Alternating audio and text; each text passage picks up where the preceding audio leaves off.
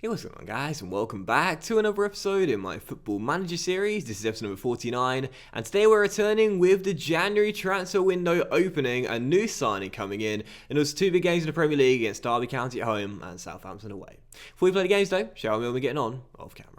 So, of course, in the last episode, you saw back-to-back losses after back-to-back victories with defeats away against Bournemouth and home to Manchester United, both on the same scoreline. I then played just the 3 games off camera as we closed out the final week of December, and thankfully, we did return to winning ways in the very next game. We beat Wolves by 2-0 on the 23rd of December to pick up a big 3 points there after the back-to-back losses. Luiz scored his first 2 goals for the club as he bagged a brace, and the first goal was absolutely wonderful. What a sick volley that was. 2 replays for the price of 1. You definitely need to see the behind the goal angle of that. It was a beautiful little volley. And the second goal coming just before stoppage time as he wrapped up the 3 points in a fantastic individual performance. And following that, sadly, we did lose by 3-0 away at Arsenal for our 3rd defeat in 4 games. But we fielded a very, very, very weak lineup for this game. Because in the Premier League in December, and particularly during the Christmas period, there are so many games. There's like 2 to 3 games like a week sometimes. So I thought,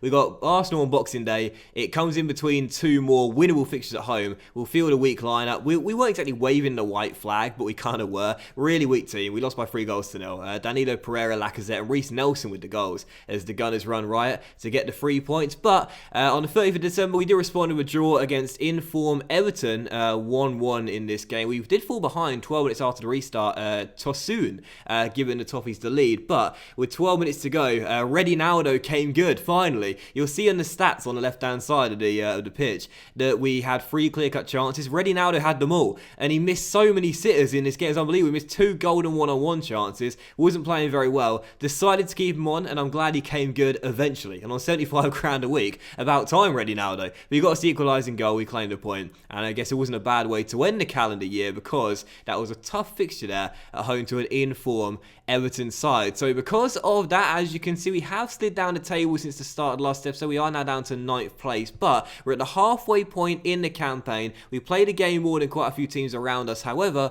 we're in the top half right now, sitting in 9th place. Last year, of course, finishing 10th. So we finish here come the end of the season, it will still be progression, and we'll certainly take it. But before we head into the first game today, which is going to be against Derby at home, Derby away at Pride Park. Even is it home or is it away? No, it's at home. We are going to see the new man, Julian Benker, who of course is signed for the club. The transfer window is open. He's just arrived here. He got off the plane. We got him the taxi, and he has arrived at the Den, and he looks absolutely fantastic. We briefly discussed in the last episode, we need a goal scorer. We can't wait for January. January's here, Benker's here, and I can't wait. Look at the stats on this guy. He looks unbelievable. The Wonderkid has arrived to salvage our season in front of goal, and hopefully he will. And he's going to make his debut in the first game today against Derby because I'm going to throw him into the deep end and put him up top in our 4-2-3 on his own, and let's see just how good this kid is. So right now on the injury report, there's only one player down. That is Marek Kuchar, our club captain, who sadly is out for the next 2 to 3 weeks due to an abdominal strain. And yeah, so perfect timing really, Benker coming in with the injury to our joint top scorer this season. So going 4-2-3-1 for the game. Haven't changed our tactics just yet, and this will be our lineup. We've got Petkovic in goal, back for retirement, Jordan, Mauri and Ahumada. Our midfield duo is Dobby and Koulibaly. Our attacking midfield trio, Luiz on the left, Webster on the right, and in the middle, O'Reilly, supporting the new man, Julian Benker. How's he going to get on? Hat-trick on his debut? Let's find out. On the bench, Lunin, Fry, Bree the Dream, Umar, Enzo, and Redinaldo as well. So first game, it's Derby. What number should we give Julian Benker? Should we give him Gutierrez's old number, 21? Should we go 27 perhaps? Should we go something crazy like 99? Let's go with a more traditional number. Let's go 20. Let's go 21. You can take Gutierrez's old number. He was great in his debut year, and maybe Benker will be just the same. Come on, Julian. Come on, Millwall.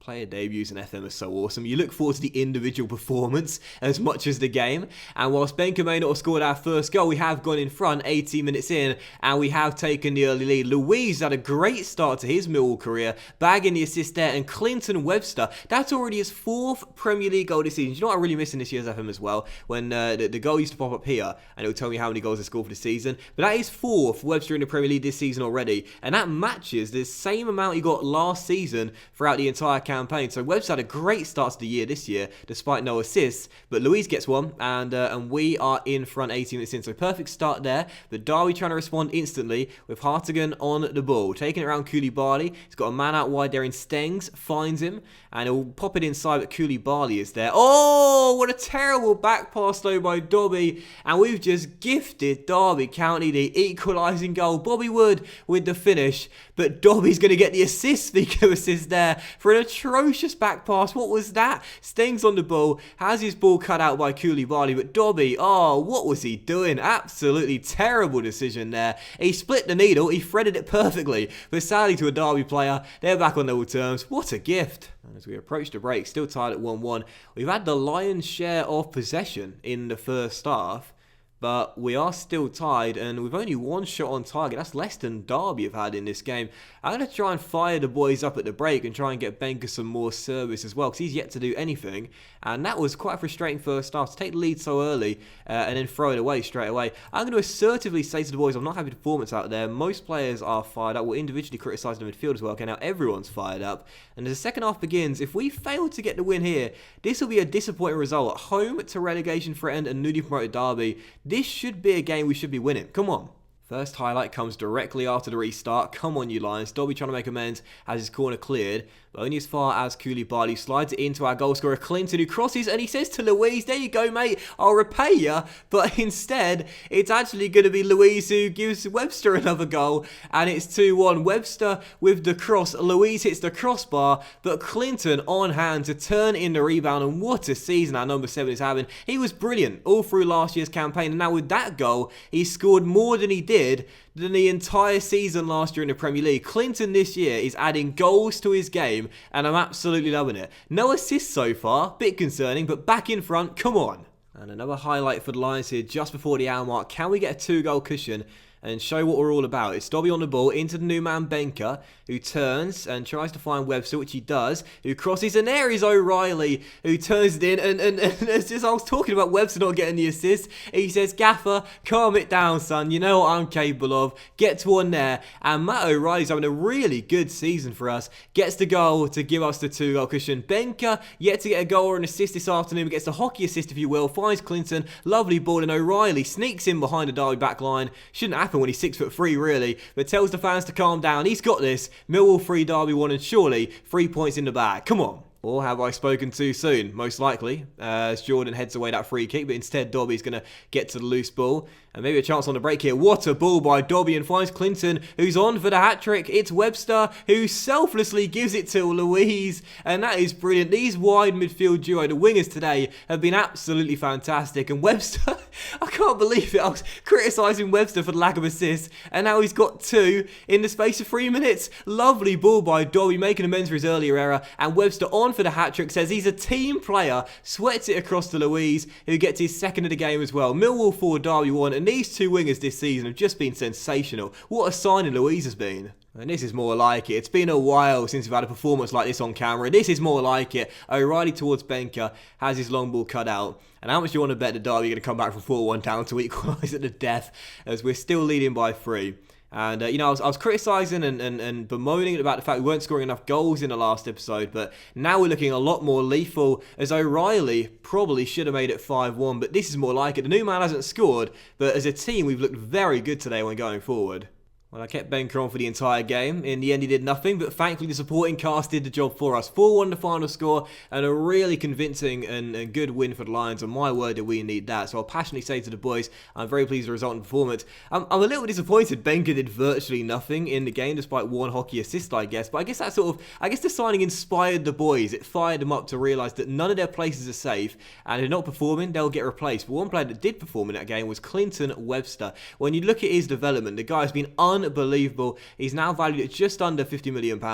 And I said it a couple episodes ago, it was a bold statement, but he definitely could be one of the best players I've had, if not the best player I've had on FMC on YouTube. 5 goals in 14 games now. He's been fantastic once again. And I tell you, where would we be without Clinton Webster? Wouldn't he be in the Premier League? The guy's so good. So moving on to the second and final game of today's episode then, as we stay in the Premier League, we now travel away from home to take on Southampton at St Mary's, aiming for back-to-back victories. Let's see if we can get it on the back back of that very good win there against Derby County. We'll stick the same system and the same instructions, of course, but a couple of changes to our lineup, most notably in our defense, as we'll put Lunin back in goal for the game. Back for retirement, Jordan Mowry and Bree stepping in for Ahumada, and in the middle it's Dobby and Koulibaly. Our attacking midfield trio and the striker remain the same. Louise on the left, Webster on the right, and O'Reilly our attacking midfielder, with Benker, who I'm just noticing has lost his number. How's that happened? Well, Benker's starting up top anyway, and hopefully he'll be able to get his first goal in his second game for the club. On the bench, Petkovic, Fry, Ahumada, The Dream, Ulmer, Enzo, and Redinaldo. And maybe Benker just didn't want the number 21. How has that happened? Or maybe he just doesn't want it. Okay, we'll give him something different then. How about we go doubles? 42 for Julian. Does he want that instead? Well, let's find out if he keeps this one. Can't believe that. He rejected my squad number. I've never seen that before. I'm not entirely sure what happened there. But anyway, half an hour in, still tied at 0-0. And maybe a chance of a Benker now wearing number 42 to do something special. Oh, just wide the post. This is more like it. He didn't want 21, he wanted 42. And now he's much happier. Now the next highlight will probably come to the Saints with Lamina on the ball finding Minamino down the right hand side, out into Slattery. He'll play it back out wide and out inside to Lamina. Nice build up here by the Saints as they continue to retain possession. Lamina on the ball, plays it across towards Alex Oxlade-Chamberlain, steps inside and finds Lamina, and he'll give it back to the Ox. And Chamberlain out wide towards Minamino. They're just working the space at the moment as the cross comes in. And Munir should have made it 1-0. But Lunin, what a fantastic save. Back in the starting 11, back between the sticks. And keeping it at 0-0. Excellent stop as Minamino's shot is cleared away by Bree. And it's away eventually as Ruben Veza will get to it first. But what a fantastic save by Lunin. Now a highlight for the Lions directly afterwards. Dobby plays it backwards. Oh, Dobby, second time he's tried to play it backwards and given the ball away and given a chance for the opposition in 2 games. Slattery to Lamina, and Lamina out wide towards Minamino. Louise tracking back, but can't prevent the cross, which Lunin claims pretty comfortably, as we're still tied at 0-0. Dobby likes playing it backwards, but unfortunately to opposition players, as Benker goes after that loose ball. Loses out to Brooks in the air though, but now gets it on the floor after Tymon's header, and Benker on the move keeps on going. Wonderful run by Benker, but wow. Seriously? I mean, 21, 42, 69, doesn't matter what number he's wearing, he can't hit a target. Oh, now he's just got injured. Oh, for goodness sake. For goodness sake, I was bigging this guy up. And now he's just gotten injured after a wayward attempt. We'll bring on Redinaldo for Benker. And, oh my goodness, I've been looking forward to this guy all through the season. He's come in, fired a blank in the first game, despite us scoring 4. And then against Southampton, not a great start. He's rejected a squad number, and now he's off injured as well. Not a great beginning to his Millwall career. Well, that is quite frustrating, to say the very least. I've been looking forward to this guy all through the season, ever since we signed him after selling Gutierrez on the final day of August, and that's what we've got in return. I was bigging the guy up like crazy, and, well, it's not been an ideal start, let's just say that, as Munir tries to play it across, it deflected off, I think it was a Southampton teammate there, as Redinaldo gets it back. And as Koulibaly plays it back towards Mowry, he'll hit it out wide towards Bree. And we'll try and build a chance here down this right-hand side. Clinton with a lot of work to do. Plays it sensibly back inside to O'Reilly. That's a great through ball though. And Redinaldo's onto it. And it's saved by Yorinen. Should have been 1-0. Lack conviction, that shot. Despite it being 0-0, there's been quite a few highlights in this game, and yet another one coming here 10 minutes after the restart. Redinaldo off the bench with a point to prove, finds his Brazilian bro Luis, back into Dobby. Now O'Reilly can send Luis through there, down the left-hand side, and our new number 11 keeps on going, plays it back towards Josh Timon, and Timon crosses towards Webster, and it's an easy save for the goalkeeper again. Clinton this season is so much more of a direct threat, I love it. And yeah, another highlight here, 8 minutes after the hour mark as Roque Mesa lost out in the air there. And maybe a chance for the Lions on the break. Webster on the ball finds O'Reilly. And out wide is Louise. He's got the pace. Now does he have the end product? He normally does. Louise, oh, decided to go for goal but fires it wide at the post. And still 0-0. We've had the attempts in this game, but less than half hit the target. And we've got our new man Redinaldo on. For Benker, also a new man just coming in. The strikers this season just aren't scoring any goals. Thank goodness Webster and the supporting pack are, because they're not banging them in for us. And as we're about to head into stoppage time, looks like that's going to do it then. 5 minutes of added time though. Will there be some late drama, or will it finish at 0-0? There is a corner here for the Saints, and it's cleared away, but back to Chamberlain, who crosses, and Brooks can't win it in the air. But as Lamina's there to the ball, he finds Alex Oxlade-Chamberlain, crosses the far post, Timon heads it away.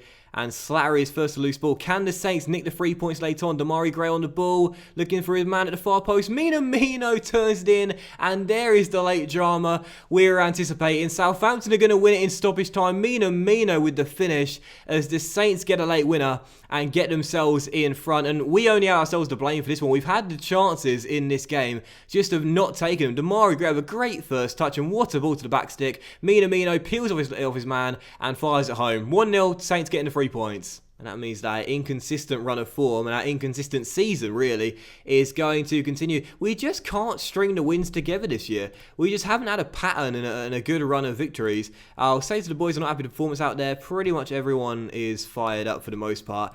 And it's disappointing, really, because, I mean, if we want to make serious progression in this our 7th season and have an outside shot at Europa League football, those are the games we need to target the wins in. And instead we get nothing and 0 points there. And the injury for Benker as well is a 4 to 5 week one. A bad start for Julian. Is he changed his number again? I'm not entirely sure. But not the ideal start for Benker we were looking for. At least we got a win today. But a frustrating way to end the episode, that is for definite. But that will end today's episode of the Football Manager series, guys. A big thank you for watching. I really hope you have enjoyed it. And if you did enjoy today's episode, then please do drop a like, as likes are, of course, very much appreciated. And we'll return with a special episode number 50 coming out tomorrow afternoon. I won't tell you what games we got, but it should be a very good one. It should be a really fun episode as well. It's a special episode number 50. It'll be a longer video than normal as a thank you special, and hopefully you guys will enjoy that as well. It'll be out tomorrow afternoon. So thanks for watching. Much love to you all, and I'll see you for a special episode number 50 tomorrow afternoon.